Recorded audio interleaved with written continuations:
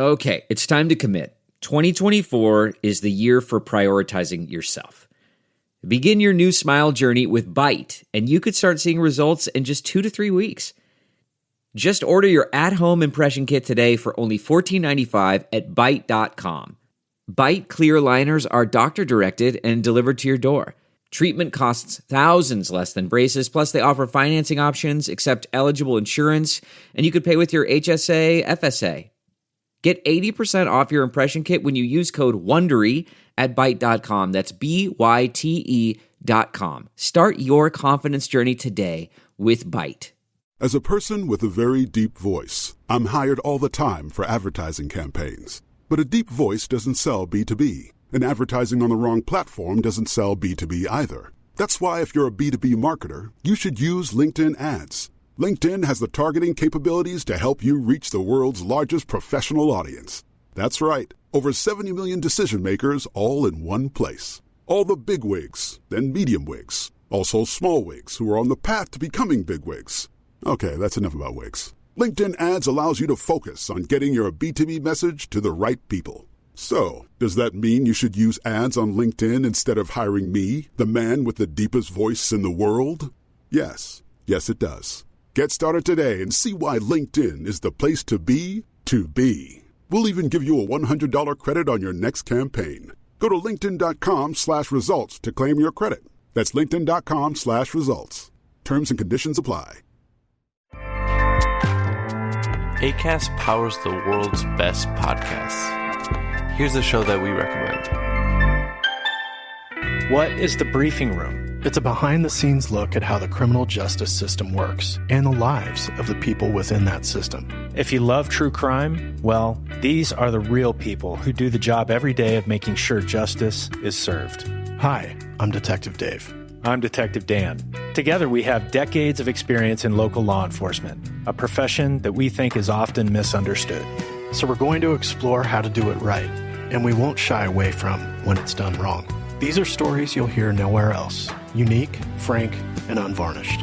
From the team that brought you Small Town Dicks, this is The Briefing Room. Episode 1 drops on August 30th. We'll meet you in the briefing room. Acast helps creators launch, grow, and monetize their podcasts everywhere. Acast.com.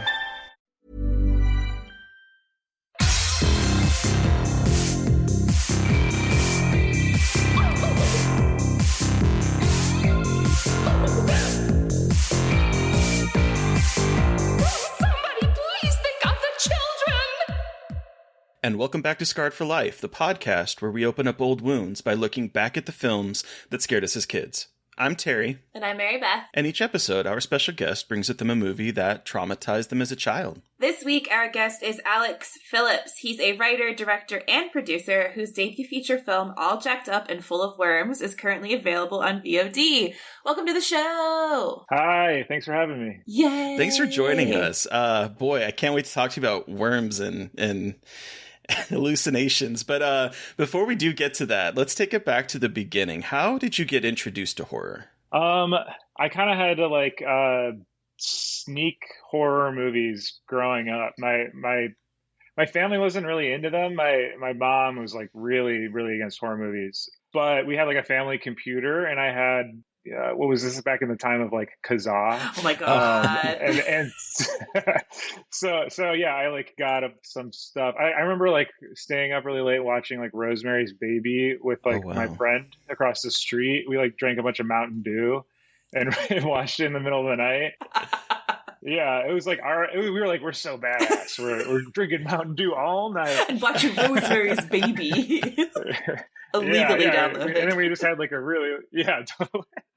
Yeah, and a really cerebral experience, because it's not it's not in your face horror movie. It's kind of it's about relationships and stuff. Yeah, you're not watching Friday the 13th.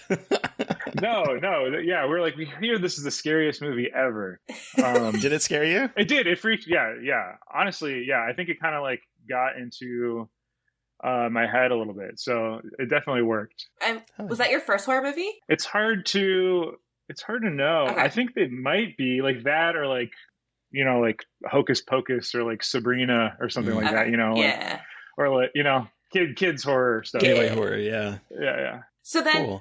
Oh, sorry. Oh, I just wanted to say that I really liked like the horror like franchise that I really got into was like sorry, let me start that over. Sorry, the horror. I was like really into the Final Destination things because they were coming out like while I was going to stuff like in high school. So that was like the theater experience of horror. Oh hell yeah! What a fun. That's gotta be really fun though. The fun of theater experience for horror. Yeah, it was awesome.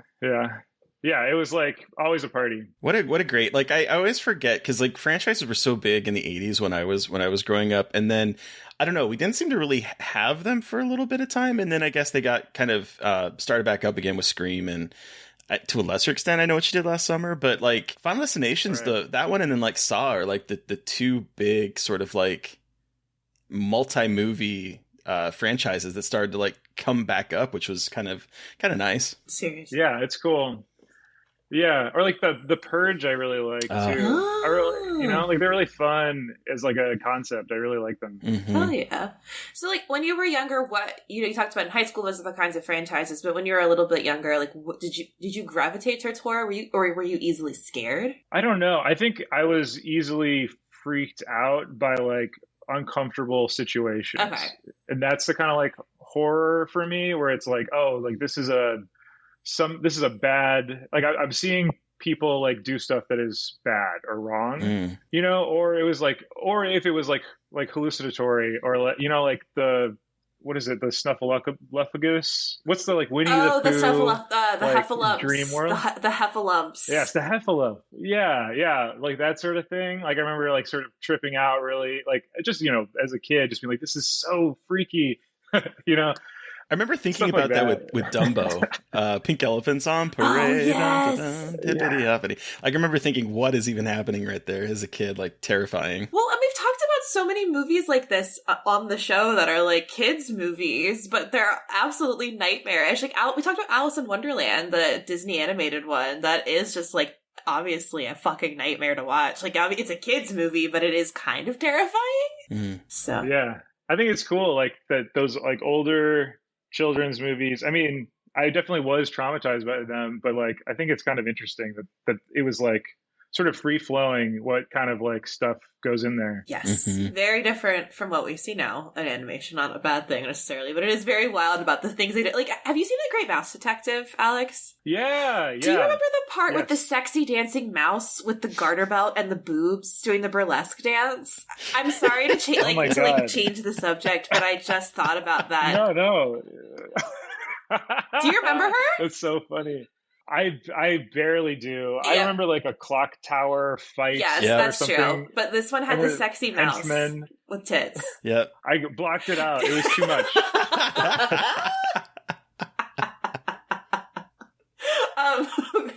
But what's scarier than a anthropomorphic cartoon mouse with boobs? Nothing.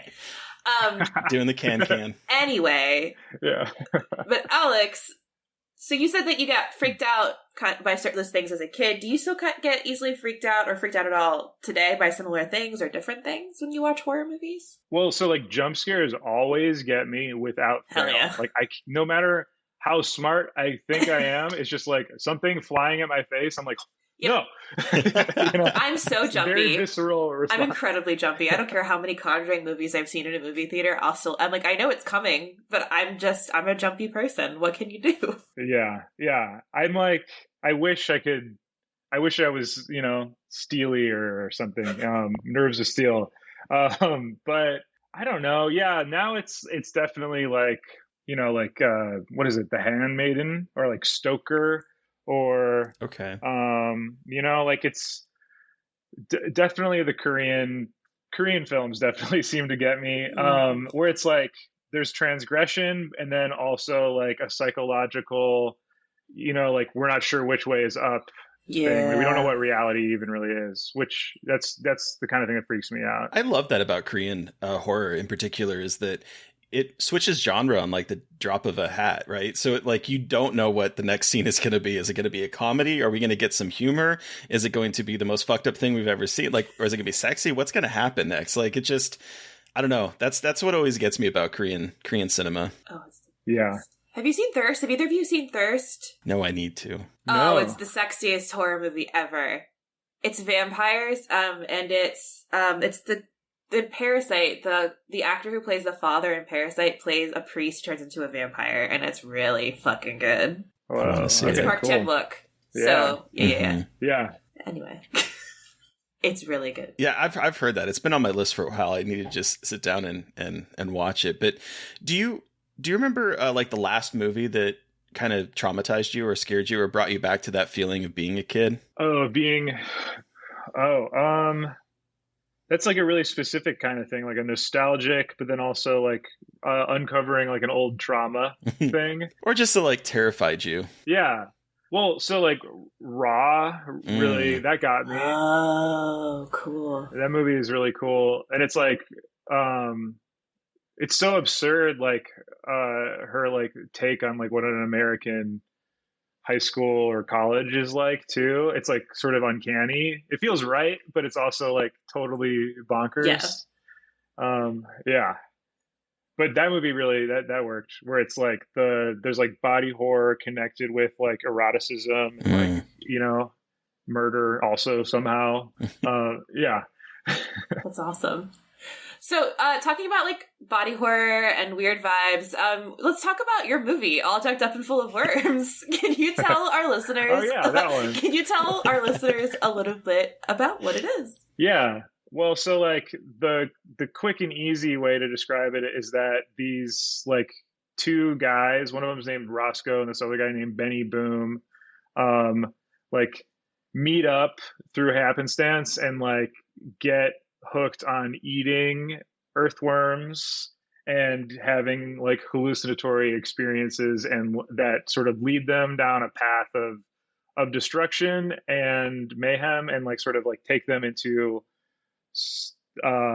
like a sort of subliminal oozy bad place. Yeah. So how did you come up with this idea? Like what made you go to worms as being like a hallucinatory type substance? Well, so I wanted, like we were saying, like the body horror connected with like eroticism, and you know, worms to me seem like a easy way to reference like internal organs and also like life and death.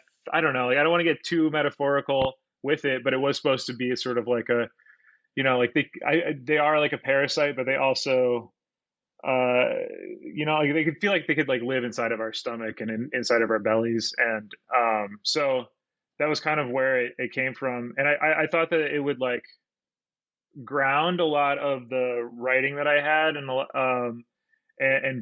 tie us into like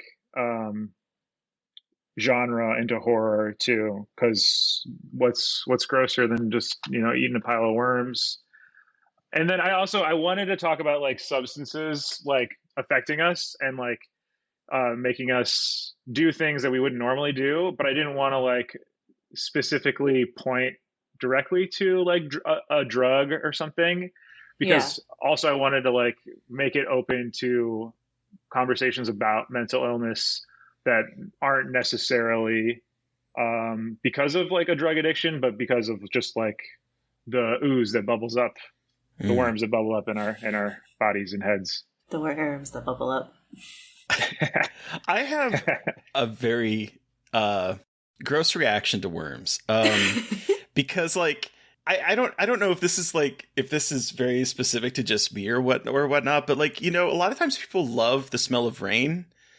But whenever I go outside when it's raining, all I can smell is like I consider it like a worm smell, because like worms will come out of the ground at that point, worm smell. And then they're just like all over the concrete or something like that. And there's a specific kind of smell that when I see that I just associate with worms. I don't know if it's worms or not, but that's what I think of every time the people are eating worms, I'm like, that must smell absolutely atrocious, because that's all I can think of is just on a rainy day when the worms are out and all I can smell is that weird, wormy, earthy smell, and it just grosses That's me cool. out. I really wish I had known that. That's like beautiful. I think, like all the worm smell is out. If we could get like a rain rig. I want a candle that it's like, instead of like rainy day, it's just worm smell. Oh, and it's no.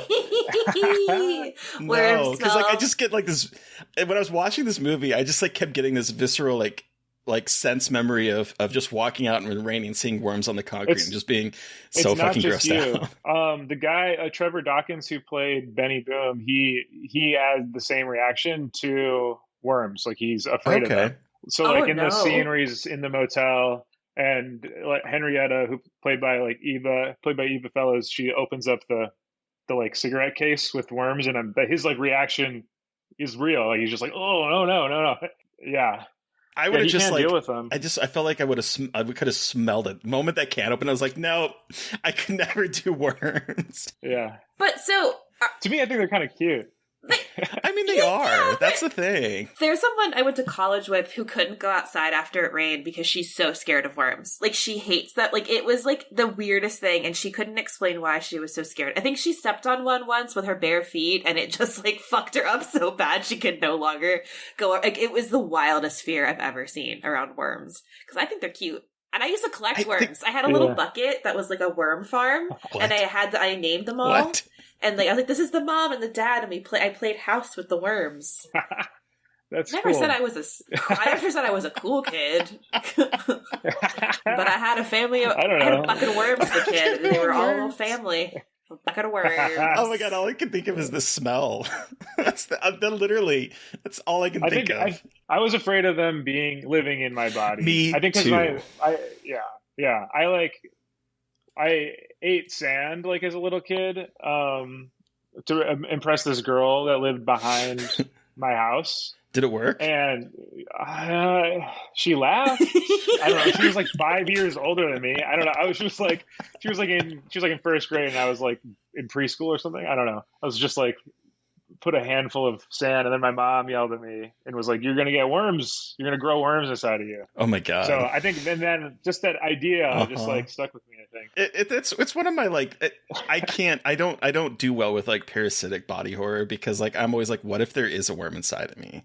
Wait, have you ever watched the show Monsters Inside Me? Did you ever watch that on Animal Planet? Mm-mm. Oh my god, that sounds like my personal nightmare. I worked on that show. It was incredible. It's all about people who have like either foreign bodies or like worms inside of them, that it makes them really sick. That makes me really grossed out. Like, it gives so me cool. No.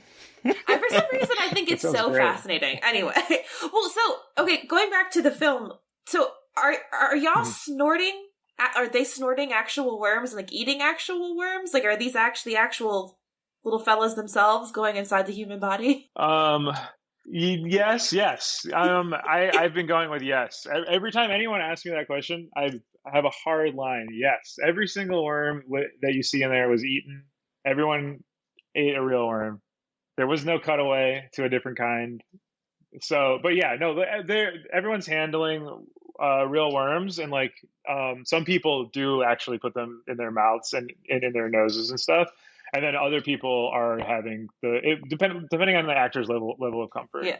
So cool. Yeah. So what was it like casting this movie and kind of sharing the script and sharing kind of the plot and where the story was going with your actors? Because I mean, everyone's performances are incredible, and they're really going for it and throwing themselves into the material. So you obviously found a really incredible cast. So what was that like, getting people on board for the project? Well, so most of the people in the movie, save for like Philip, Andre Botello, who plays Roscoe, and Betsy Brown, who plays Samantha, were local to Chicago. Okay. And had either been in like a short of mine or a friend's short, or I'd been on set with them, or I saw them in like theater. Like Trevor Dawkins is in, or he was like a long-time company member of the Neo-Futurists, and they're like a block away from me. So, and I love their work. And Mike Lopez, he's been in a bunch of like indie films in Chicago, mostly the work of Jersey Rose. Cool. So just like, yeah, a lot of people I knew. And then Eva, she was in my shorts. She was a good boy in Pushing Mongo. And so, yeah, it was kind of like we did this whole long casting process. And then basically just I ended up casting my friends to be in the movie. And they were the people who were the most down for everything that we were doing. You know, and it's like a no budget film. So Right. It's like, you know, like it's not, I don't know. The communication had to be there in order to make this sort of thing happen, you know? How long was the shoot for this? Well, so we started in March 2020 and then COVID, you remember that thing? Yeah, that. So then, and that was kind of fucked up. So the shoot was supposed to be like 3 weeks, and then it turned into like a 3-year thing. Jeez. Okay. So, yeah. So just like on the weekends or like shooting for a few days and then taking 2 weeks off throughout 2020 and early 2021 to get everything. Good Lord. Yeah, and I rewrote a bunch of stuff too because we were shooting like before the vaccine like came out because we didn't know that there was going to be one. Or like what if that was going to even be like. So that was why the 2-week breaks in between shooting just like a couple days, you know, because that's what they were saying you needed to do to know if you had it or not. And then, and then I rewrote it and that was when Benny Boom, his character grew. Oh, okay. And the baby came in. Oh, so the baby was written in after you had started shooting? Yeah, that was like after the whole movie had been pulled over. Then in the darkness of COVID times, I wrote this baby storyline. And and then Trevor, who like was totally down, he like read the script and he's like, okay, so let's talk about this. So he and I would throughout like in the pandemic or in lockdown, I guess I should say, we took a lot of like walks in this graveyard that's really close to our houses. That was like it wasn't even meant to be spooky, but that was like where it was easy to like talk outside to figure out like, cause he wanted to make sure that, you know, that what the intention behind putting something so fucked up in my movie, like why we're doing this, and like, are we here to traumatize people, or are we here to like talk about something bigger, or is it somewhere in between? And so that was, you know, and that conversation like was extremely important to the whole thing, and I think that's what led to his performance. I really like his performance, obviously, but you know, like I think that he's like a very charismatic guy, Trevor, and he brings that to the Benny Boom character, and like makes it so we have to like empathize with this person who has like a very grotesque like physical manifestation of his like fucked up desires and like also like just a confusion or like delusion about the world and like how you can like achieve happiness or how you can like find meaning, you know, like he wants to have a kid so bad. He wants to have like a normal family. But he's also like too weird to do it, you know? And I think we all can sort of relate to that on some level. We just don't all have like a baby fuck doll, you know? Yeah. So I had to ask. And the whole point was to like have a baby fuck doll there to be like, to push that question, to be like, this thing that we all, society pushes us towards, like the nuclear family, you know, like, but we also are all messed up, you know? So I don't know. That's why the fuck doll's there. Where did you get that doll? Because I'll be honest, that doll every time that doll was on screen, had this look of absolute horror on my face. Where did you get that doll? Amazon.com. No, that's a joke. I was like, fuck me. No. So Ben Goger, who did the effects on the film, he made the doll's head, and we went and found doll bodies. Okay. To put the head on. That head is so that fucked came up. out of his. Yeah, right. It's really, really gnarly. And so I think also the head came from like a push and pull too, where like, you know, like everybody when I wrote this thing was like, okay, whoa. So I think, you know, Ben went through a similar process of what, like fitting this baby doll into his brain and coming out with this horrible uncanny thing. Wow. Wild. Never thought I'd watch a movie about a fuck doll and then also kind of empathize with the guy who wants to fuck the fuck doll. But hey, it's 2022. Yeah, right? That's awesome. Yeah. Well, before we start talking about the movie you chose today, Alex, we're going to take a quick break.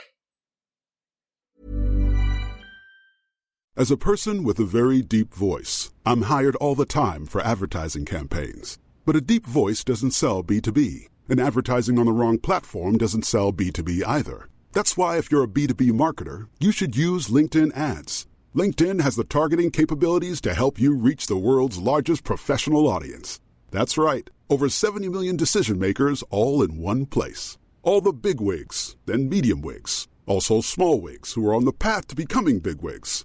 Okay, that's enough about wigs. LinkedIn ads allows you to focus on getting your B2B message to the right people. So, does that mean you should use ads on LinkedIn instead of hiring me, the man with the deepest voice in the world? Yes. Yes, it does. Get started today and see why LinkedIn is the place to be to be. We'll even give you a $100 credit on your next campaign. Go to linkedin.com/results to claim your credit. That's linkedin.com/results. Terms and conditions apply. And now we're back. Okay, Alex, so what film have you brought with you today as your Scarred for Life pick? I have brought a Clockwork Orange. Oh boy. So, here's the brief synopsis from IMDb. In the future, a sadistic gang leader is imprisoned and volunteers for a conduct diversion experiment, but it doesn't go as planned. Yeah. So when you brought this movie to us, I was like, oh shit. Okay, we got to talk about this one because I can't imagine seeing this as a kid. So take us back. How old were you? How did you see this? Why did you see this? Give us your horror story. Why is this your Scarred for Life pick? So, like, I wasn't allowed to watch horror movies, okay, but I was allowed to watch stuff that was, like, culturally important, you know? Yes. So this would maybe be on the, like, 100 list of, you know, sight and sound, you know?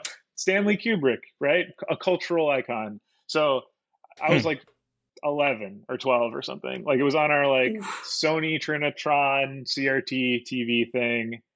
I was maybe way too far back from it, you know?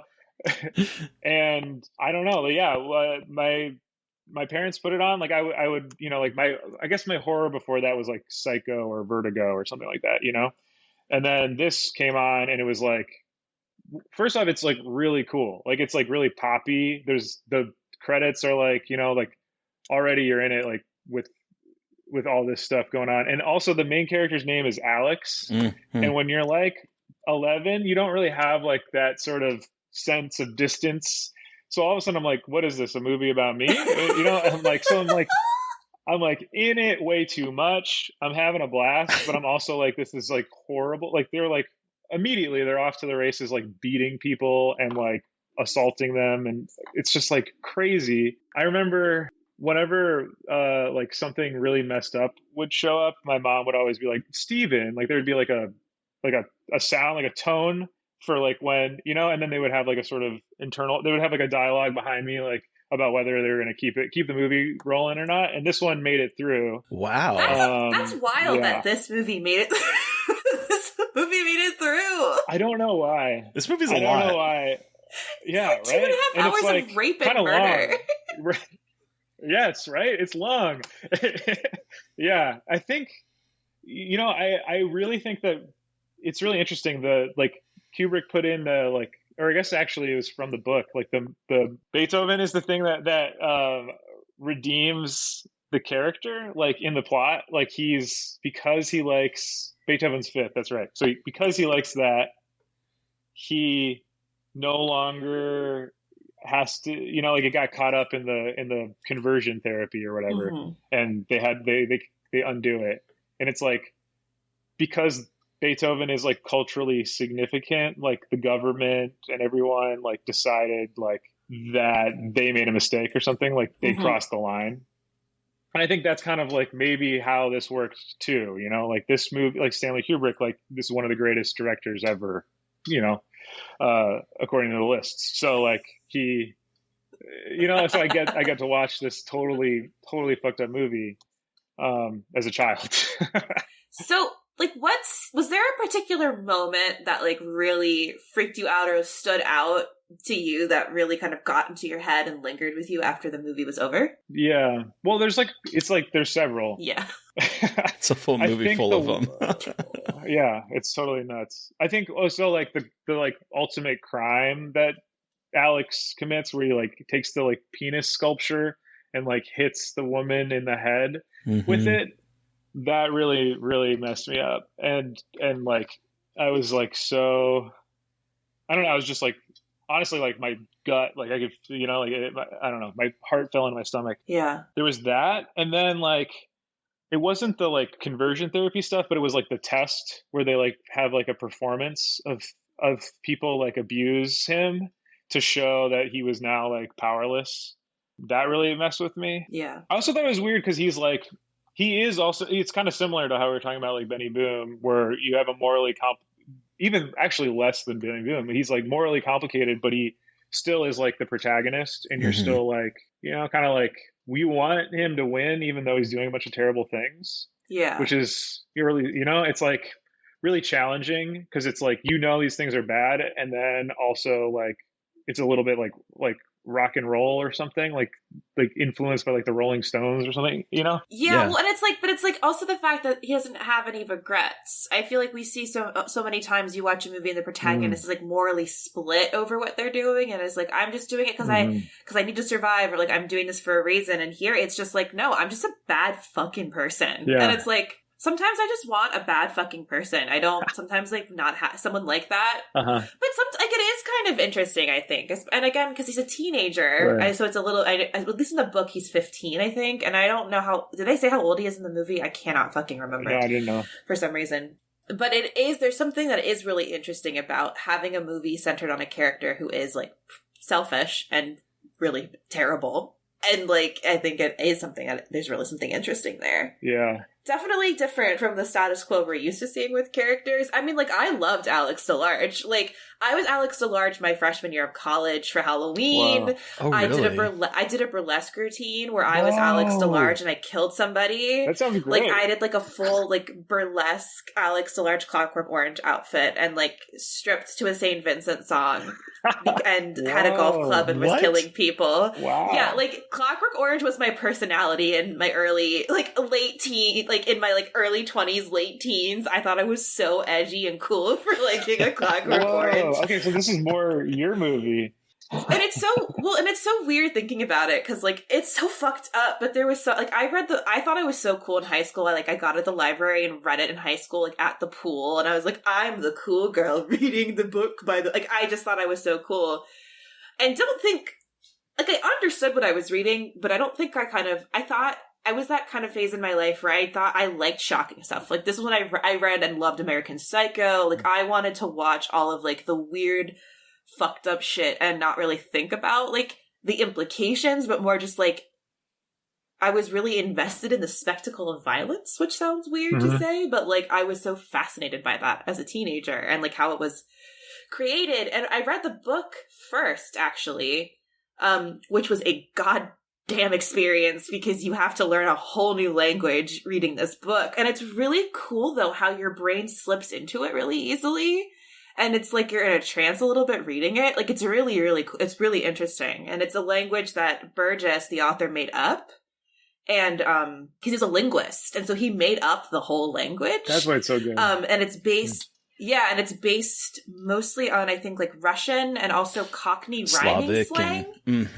It's like super weird. I'm like obsessed. Sorry, I'm like nerding out because I was obsessed with it. But like I was reading that, and when I watched the movie, I was actually even more shocked because I think when you're reading it in that language, I think it's really easy to have a little bit more distance from the violence and kind of the acts. But then even though they're speaking that same language, you have the images and you see them doing like all of the murder and all of the rape and all of like the crime. So it's so different. It was so different for the experience of reading it and not thinking it was like as bad and then seeing it and being like, oh no. And I was also seeing it in high school. Like I was pretty young too. And still fucking loved it. I still do really like it, but I definitely have more of a critical lens on it than I did when I was like, I think 18. I think the movie.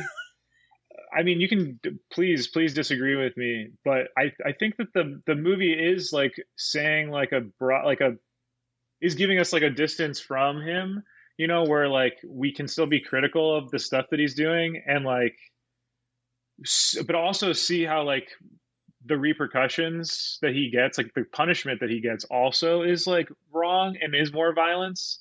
Like once immediately he licks that boot in the demonstration thing, like on that stage, and then he like gets out and his family has like disowned him, and he gets beat up by the police who are like his droogs, and like even the like leftist guy, the like sort of like champagne leftist guy, like in the fancy house, like in the wheelchair. Oh yeah, like even that feels like supremely cruel, even though we've just witnessed him do all the worst stuff that I can imagine, that murdering and raping, and like with no remorse, like you said, and like would do it again if given any opportunity.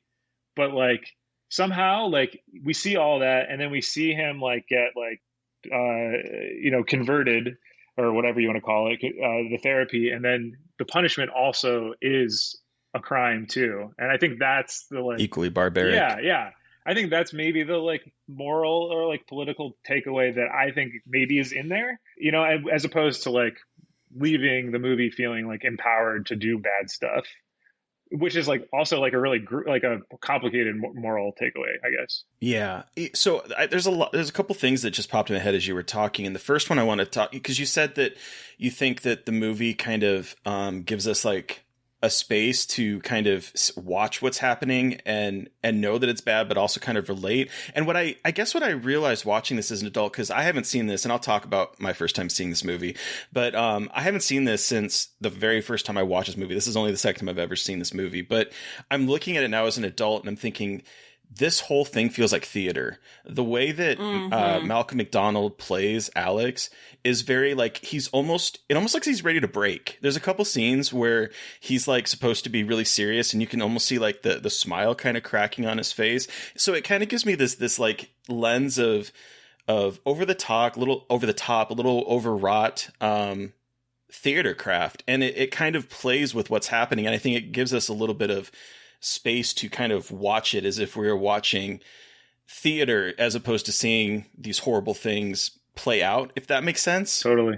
Yeah. Well, and especially because they have like the set design like in the milk bar, and you have this like very stylistic way that doesn't, like, I know this is supposed to be the near future, but in the movie you have this like very specific like 70s kind of pop arty aesthetic that makes it feel like out of time and space a little bit, like especially in like, and there's some places where that's not necessarily true, but like in some of these spaces it feels so theatrical, it feels so, and then but also like the way that Alex speaks, I feel like it always feels like he's reciting some grand Shakespearean monologue, which like makes him kind of annoying in a way that I'm interested in, that I'm just like, he is slightly endearing. It's like endearing, and he's so full of himself, and like he's obviously a teenage boy who's like, I like Beethoven and I like to kill people, like aren't I a badass? And it's just like, I mean, I can see why you think that, I guess. Like it's got like that kind of punk ethos a little bit, but taken to an extreme, which I think is so interesting, especially in like the costumes that they wear, like their uniform that they choose to wear, which is all white, which I think is super fascinating. Yeah. Like in the cod piece, I just think it's so interesting how they designed like, and their hats and the all white and the eyeliner slash like the eyelashes. I think it's so exaggerated. It's so exaggerated. It's so cool. Yeah. So formally like exact, like all the camera moves, all this. Yeah. But also it's even the like opening like attack or whatever, where the two rival like Droog gangs are like fighting each other, feels like so chaotic too. It's really like just the level of craft in like, being symmetrical in one thing and then totally like improvisational feeling in the next is totally, I don't know. Amazing. Well, that scene in particular, also, I was thinking, is kind of what started making me think about this as like a piece of theater that we're watching unfold, because it's so, the actions that they're doing are so like almost silly in some way, like the backflips, the all of a sudden they're falling through glass windows, or they're breaking chairs against each other. Like it's just, it takes like this fight that seems like it should be very serious, because it opens up with the other droogs attempting to rape a woman, and then Alex and his droogs showing up and then fighting. And so it's like this very serious moment that all of a sudden turns into like almost like a weird kind of martial arts movie in a way. Like it just all of a sudden is completely different than the setup that we got. And so it just, it kept getting me like, what is happening here as I was watching this? Because I was like, this is really upsetting. And then it's like, this is really silly. Yeah. I think that's the important thing, like the silliness or like the absurdity of it, you know, like that's like I think that's the thing that is like the intellectual distance that I get, is like, you know, or like, I keep going back to the stage performance when the like naked woman comes out and she like is like luring him towards her. And then at the end they're like, okay, and scene, and then she like does like a curtsy, like 12 bows. All this like theatrical like ballerina like just like curtsying and full body like bows and just sort of like, thank you, I'm on my way out. Yeah. And it's like, I think that is all, you know, that's all intentional, all that level of absurdity. Well, it gives us, you know, I think the distance from just being emotionally one-to-one with the protagonist. Well, and I was also thinking sort of because there's sequences that are so like a little are very long, like when he's being inducted into the prison, and we go through the whole system of like, he has to put his feet behind this white line and not touch the desk and not do all of this, and they're going through all of that. It's very much yes sir, and everyone's shouting at each other, and it's very I don't know, over the top in a way that is like really comical, considering that this is a man who is basically being dehumanized at this point, being forced to take all of his clothes off, having his, you know, looking inside his butt to make sure he's not hiding. Like it's all dehumanizing visually, but then it's very silly in the context of what's happening. And it's that push pull that I think is so fascinating about a lot of the sequences in this film. For sure. Terry, I want to hear about your first time watching this, but before I lose my thought, it was something I thought about when we were kind of, you know, talking about Alex's character as evil, and how it's almost like a rape revenge story at the end from a different perspective, and that he is the one that's getting all of like the revenge enacted against him for all of the bad things he did. Totally. Which perhaps isn't the point, but I have like, I'm a big like rape revenge movie fan, and I think it's a very interesting perspective of having him and the rapist himself being centered in it, and him having to face multiple consequences for his actions in different forms throughout. Yeah. And I think it's a very kind of a subplot in looking at that idea of violence and revenge, and how, like, you know, it's a fucking self-perpetuating cycle, and it's really vicious and hard to get out of, no matter how much your government wants to train it out of you.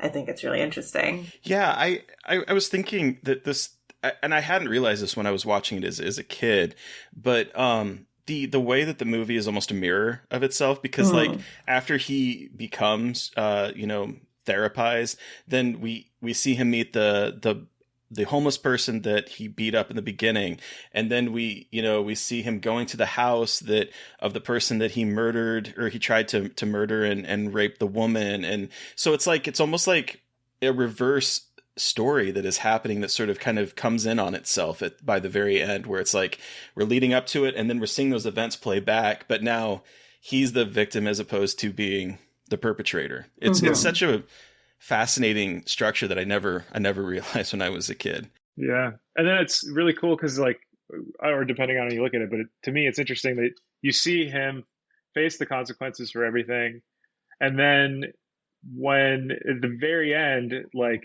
you can tell he hasn't like learned a goddamn thing. Like, he hasn't changed, you know, and he's gone through every punishment that you could ever receive, you know? And he's also like existential and physical, everything.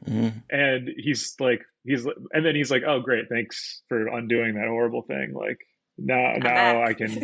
Yeah, I'm back. We're back. But also, like the idea of thinking that like violence is not like an inherently human thing. Like, not to get a little deep. Like, violence, you want to train it out of us, but I feel like we've evolved to still have those impulses as animals, and so it's like the consequences of trying to control these impulses that we all have and aren't meant to be controlled. And it's also an interesting look at what it looks like when those impulses are given so much space to roam versus being restricted, and not like these two very big extremes of how people react violently and how they utilize violence rather. So I think that's also really an interesting part of this movie that I hadn't really thought about before, about the kind of extreme perspectives on violence here and how they are taken to ridiculous extremes, and what that looks like in terms of control of that and how that's impossible to do. Yeah. And like where they're acceptable, like his friends become like the police, and then they can beat him up. Mm-hmm. But also, like, yeah, that, I mean, like, speaking of cops, like, violence is just as prevalent in these law enforcement, like, in the law enforcement officers, and we all know that this is very relevant today, how, like, cops are just as capable of violence against others as they're not, going to be the protectors that you think they are. And I think, this movie speaks to that a little bit. Yeah. Yeah. And so we're talking about the ending of the movie, which, so when the book came over from the UK to America, the American editor left out the final chapter originally.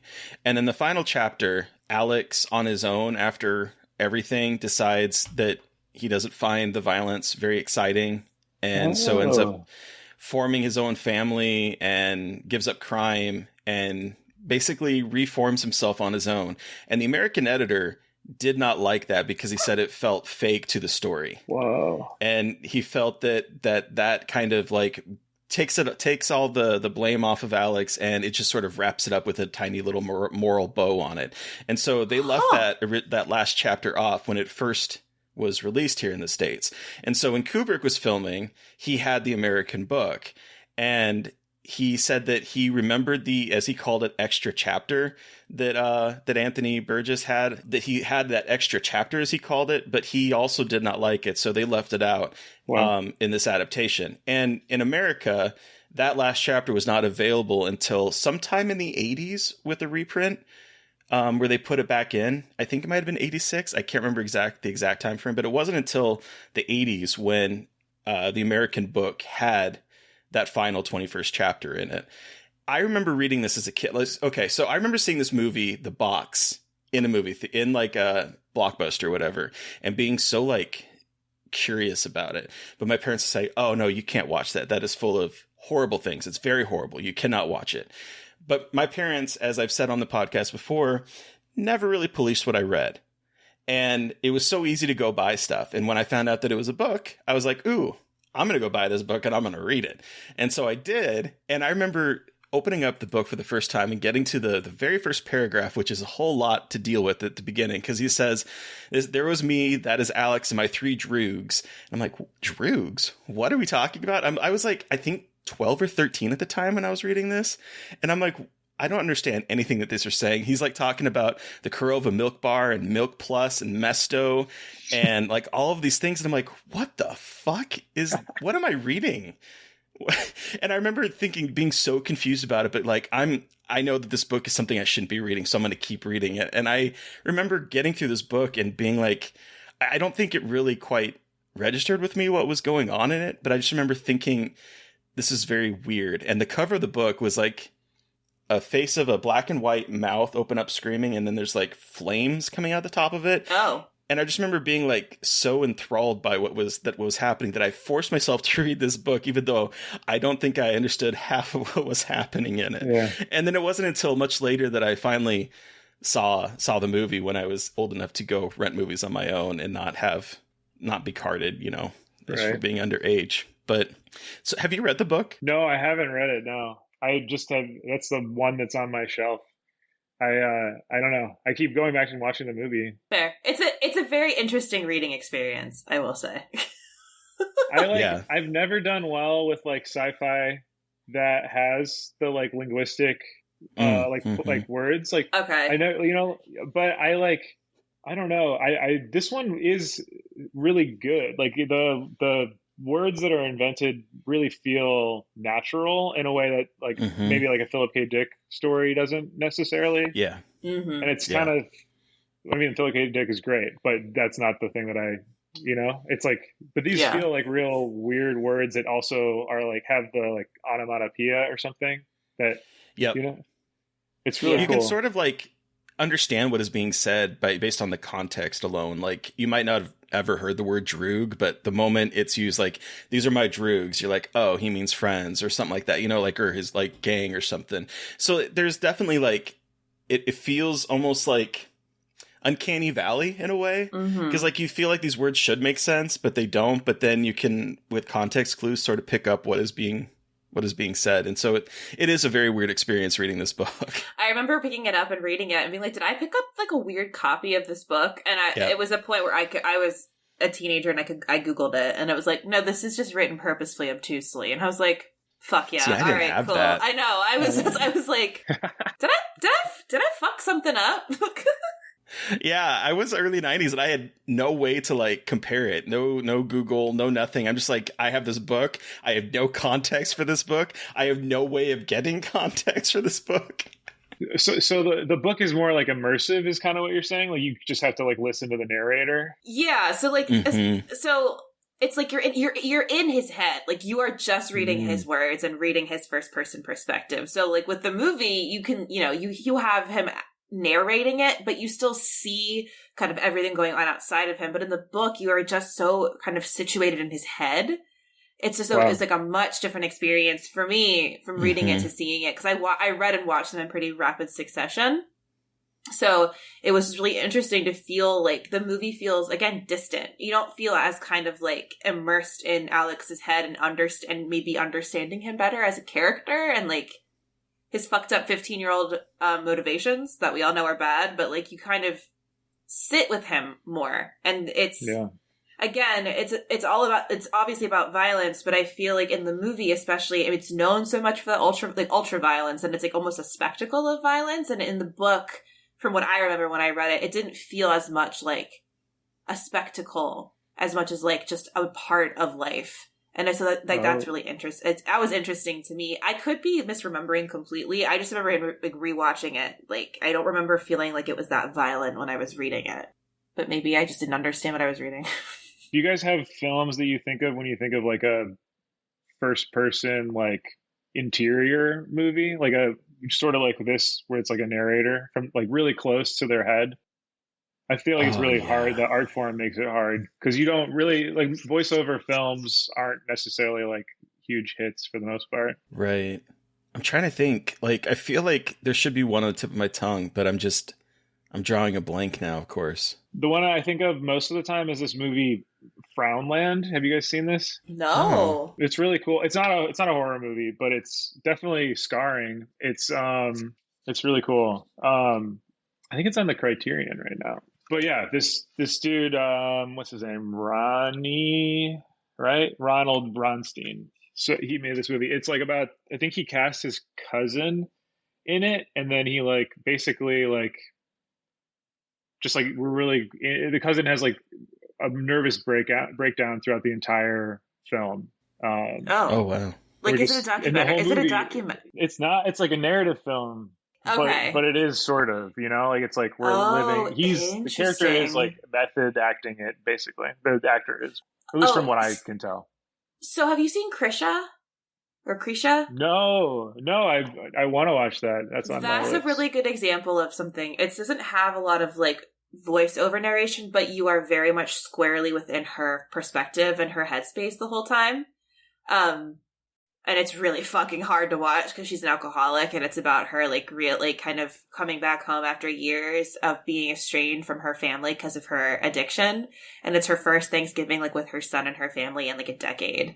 And it's a lot. And again, like you're with her the whole time.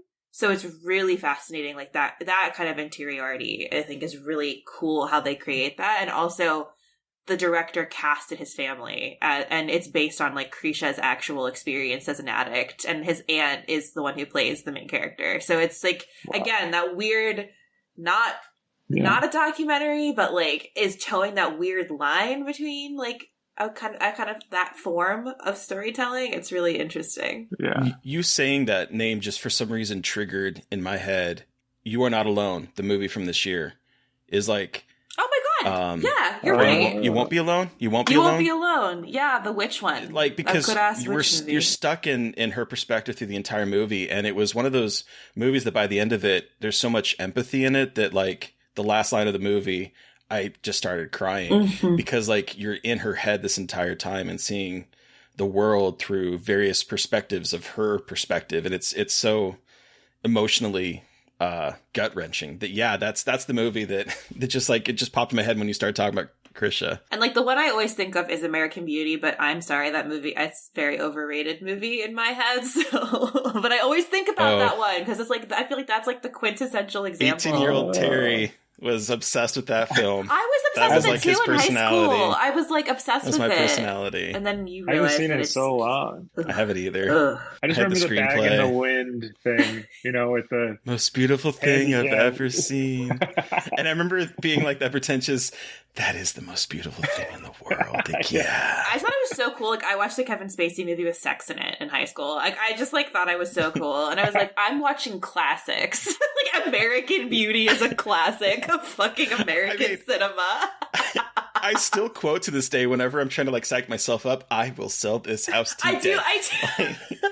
My friends and I in high school also used to go say, fuck me, your majesty, but we are so off topic.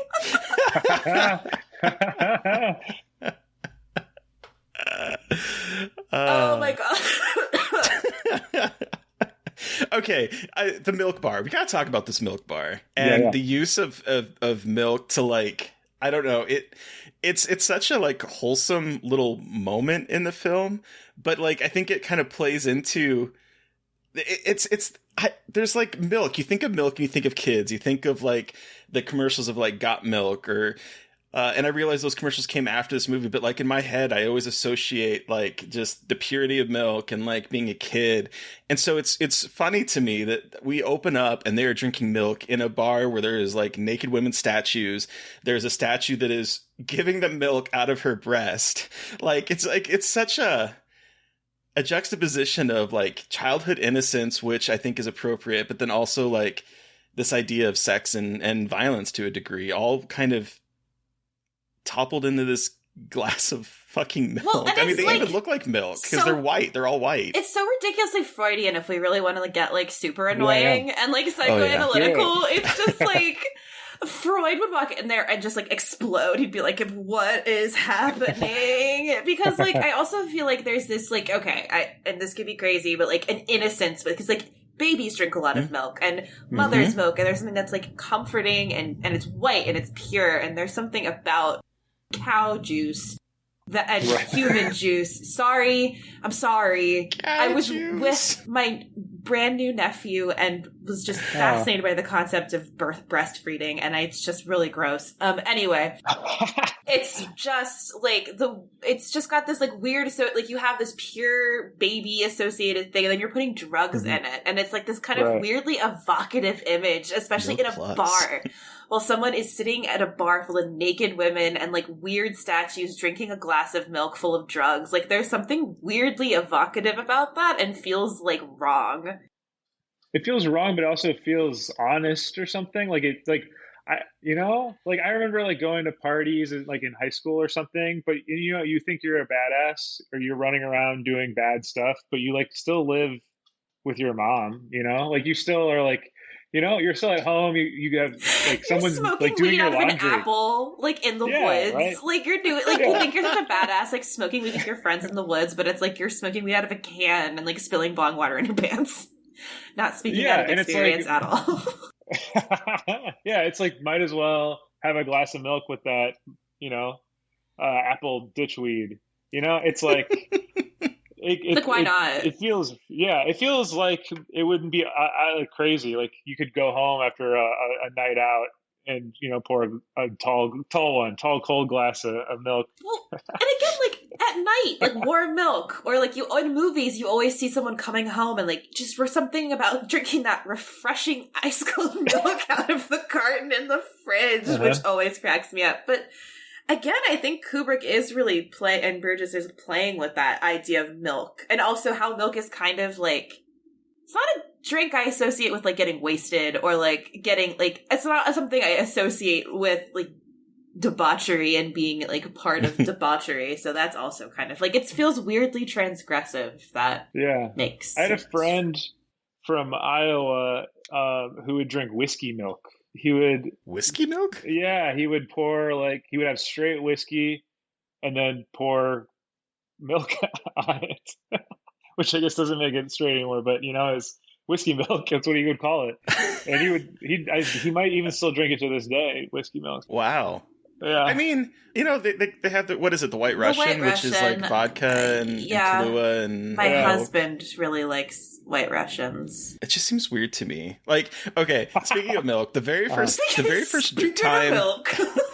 No, this is just like talking about milk and alcohol. My very first party when I was in a freshman in college was the very first time that I had ever like drunken anything out of except for maybe a stolen wine cooler from a friend's mom's fridge. Like this is the first time I went out and I had all the different kinds of alcohol. And one of the last drinks we had was a Colorado Bulldog. I don't know if you guys know what a Colorado Bulldog is. No. I do not. Okay. It sounds I didn't either. Bad. It sounds rough. It's not great. It is an ounce of vodka, coffee liqueur, milk, and cola, like Coke. And that was the last thing. That, but that sounds like Vomit City. Yeah. It was the last thing I drank that night, and it was the first thing to come up, and I have never been able to drink Kahlua since, and the thought of putting milk in anything near alcohol makes me want to vomit. Totally. Well, wow. I do think so right now I think that milk is like, it's weird. It like does represent sort of purity, and it also like because of the internet and because of the way that we like joke and like we're post ironic, like I don't know, there was a time where like milk was like sort of being like associated with like a almost like a right wing thing, like this is like a like the purist thing. And it's like, I don't know, it's like transgressive in almost every single way, and it's so strange because it's like it's also like life-giving. I don't know, it's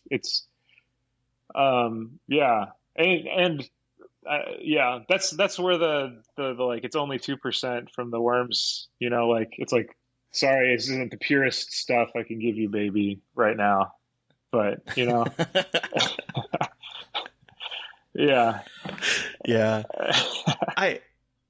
So one of the things that I guess I was, as I was rewatching this, because again, the first time I saw this movie was after I read the book. I was probably 18, I think. And I remember just being like totally taken back by the pure amount of like nudity in this movie and just sort of like the violence and stuff. And I guess I never really thought about what Kubrick was trying to do. And so watching this now as an adult, where I was like, okay, I'm like halfway through this movie and I'm like, what is Kubrick's point in here? Because again, it's been 20 years maybe since I've seen this film. I was like, what is he trying to get at? And it was the point where Alex is in jail, he's in prison, and he is learning about religion, and he loves reading the Bible. And it's this idea of like how the Bible is full of the same stuff that he's been doing. There's rape in it, there's murder, there's sexual, transgressions. It's full of sex and violence. He loves these parts, and he talks about how he gets to the newer part where all of a sudden it's a little bit more sanitizing. He doesn't like that as much. And so I'm thinking about how, his crimes and what he's doing is basically what is literature. Back to even the Bible is full of violence and sex and violence and sex. And it's just playing out over and over again. And I was like, okay, so there's something interesting going on here. And then when we get to the end of the film, where it's like all of a sudden he himself is being used by both the left side idealized by the writer and also the totalitarian government. Both of them want to use him and his violence to like further propagate their own sense of violence. And I'm just like, this whole thing is about how there's various shades of violence and which one is morally correct because everyone is doing it. It just depends on how they're exercising that violence in a way. Mm-hmm. And it was so, but I was getting to the end of this and I was like, okay, I kind of see what you're doing here. Because I was like, halfway through this movie, like, are you glorifying violence? Was in my mind, as a 41-year-old rewatching this movie. It's like, what are you trying to get at here? And then by the end of the movie going, oh, I see what you're doing here. So I know we can talk about this movie for fucking ever, but do we want to wrap up now and give it a rating out of 5? Is there anything else we want to touch on before we wrap up? I could talk about production design for this for 6 years, so I'm not going to get into talking about the production design. It's so pretty. Yeah, it's beautiful. Well, I am curious, Alex. So after you watched this with your parents for the first time, was there any conversations that happened afterward? Like, how did this get discussed or dissected after seeing this movie, or did it? I don't think it did. Like, that's the thing is, like, I watched it and then there was nothing that immediately came from it. Like, I basically went to bed, like it was like I had to move on with my life.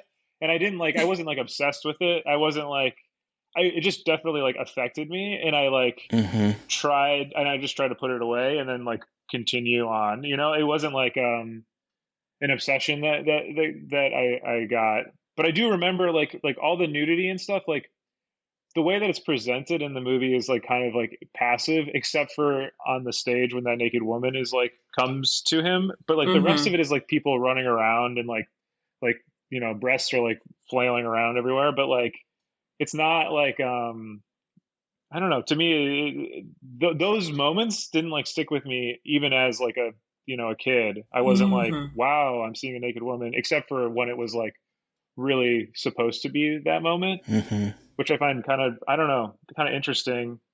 And I remember that, and I remember also the old man in the wheelchair, like being so furiously angry, and then also like manipulative of Alex, like sort of like lying to him to like get him comfortable. And I remember that being actually like really, really scary and creepy to me. But yeah, no one sat me down to like make sure I got the right message out of it, if that's what you're asking. I was just curious because you had said that your mom was like, should we be letting him watch this? So I was just curious if there was any like fallout from that, because I mean, this is a wild movie to be watching with your parents, honestly. Yeah. Like when the sex stuff happened, I remember being like, just like, what the hell? Like, I'm so uncomfortable. Like, like that was definitely traumatizing. I don't know if they talked. My parents talked afterwards. Like I'm pretty sure we just watched another movie the next day.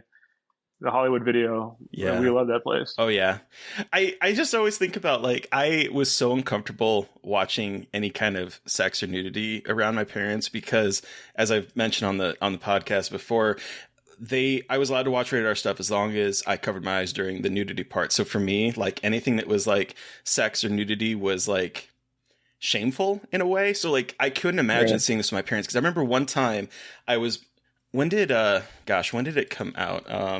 Jerry Maguire. When did that come out? That came out in 1996. So I would have been 16 maybe when it came out on VHS. I remember my parents had rented that. I was like, oh, I've heard that movie's good.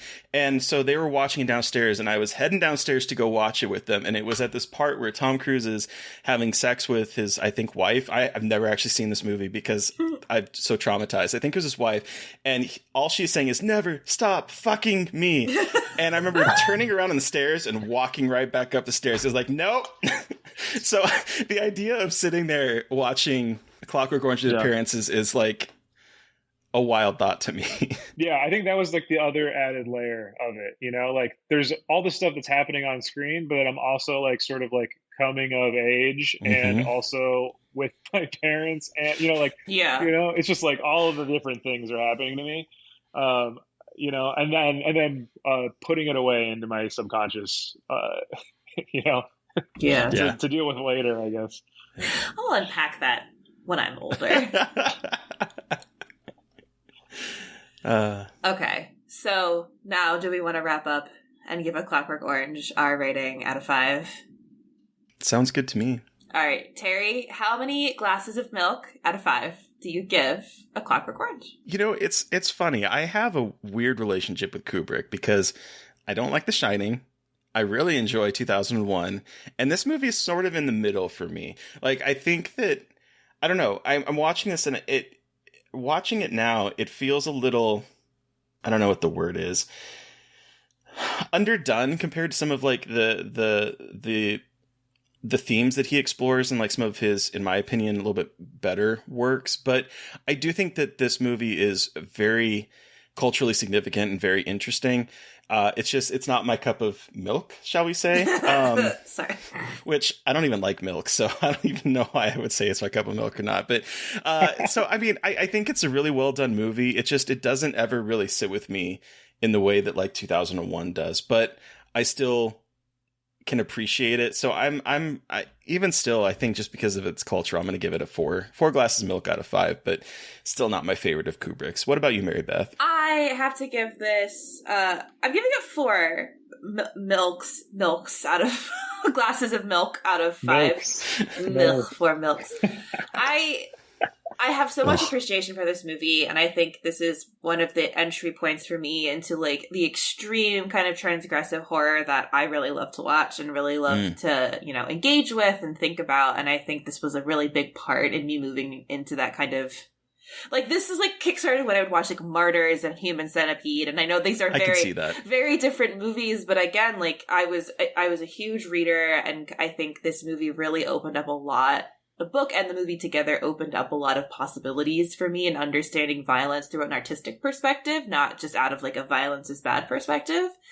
And it's hard, it's difficult. It's not difficult, but it's very different watching it now, but I still really appreciate the perspective it kind of gave me and helped me grow in as both a writer, a critic, like a film viewer, and all of that. So, and I also think it's just fucking beautiful to look at. Like, it's beautiful and disgusting, like, which is my favorite shit. So I give it 4. And Alex, what about you? You have the final word. How many glasses of milk out of 5 do you give a Clockwork Orange? Well, I guess I just have to give it, I'm going to have to give it 5, but I'm going to call them strawberry milks because I think they're, they're like specific tastes type of thing. And I really like it. I think it's like, also rewatching it before coming on the podcast, just like seeing just the level of craft, like I was talking about earlier, like obviously it's Kubrick. So like, but just how simple, like some of the setups and the blocking and all this stuff, like the choices were very, very deliberate and very careful. And then also just being able to take a narrative like this, that's like transgressive and gnarly and has sex and violence all over the place, but then also like make it a larger commentary without also like driving home like any sort of like concrete thesis statement throughout the whole thing. And I don't know, I think it's like very complicated, and I don't think we have a lot of movies right now that are complicated. And then also like complicated and being like smart as hell is a whole nother thing. So I don't know. I just have to just give it all of the milks that I can. So many milks. So much milk. Yeah. Well, thank you so much, Alex, for coming on the show and talking about A Clockwork Orange. Where can our listeners find you, and what do you have that you can talk about or share? The floor is yours to plug. Sure. Well, please watch All Jacked Up and Full of Worms. It is on the internet. You can find it on Screenbox, the app. It will be on Fandor in February. And then also, if you don't have those apps, you can find it on iTunes or Amazon to rent. And please watch it. It's gnarly and fucked up and fun. So yeah. And then I'm going to go into another movie in the next year too, called Anything That Moves, which will also be gnarly and fucked up and fun. Hell yeah. Yeah, it's my favorite kind of thing. Anyway, listeners, you have heard from us, but we want to hear from you. What was your experience with A Clockwork Orange? You can send us an email at scarredforlifepodcast@gmail.com, or you can reach out to us directly on Twitter. I am at MVMcAndrews. And I'm Gaily Dreadful. And of course, don't forget to follow the podcast on Twitter at Scarred Podcast. And please don't forget to review, rate, and subscribe, and sign up for our Patreon to help support us. Thank you to Eric Power for our artwork. Thank you to Sean Keller for our music. Thank you everyone for listening. Please stay safe out there, but most importantly, stay creepy. And until next time.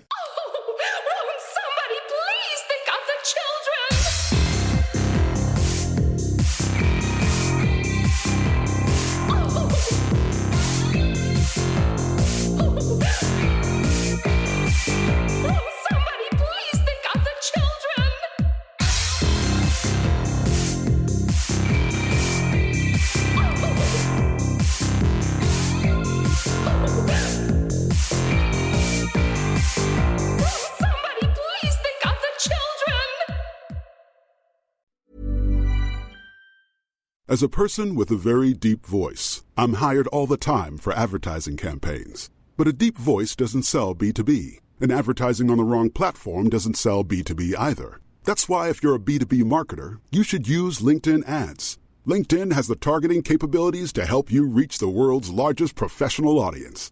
That's right, over 70 million decision makers all in one place. All the big wigs, then medium wigs, also small wigs who are on the path to becoming big wigs.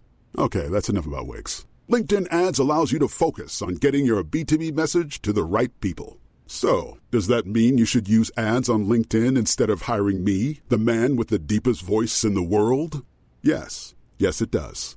Get started today and see why LinkedIn is the place to be to be. We'll even give you a $100 credit on your next campaign. Go to linkedin.com/results to claim your credit. That's linkedin.com/results. Terms and conditions apply.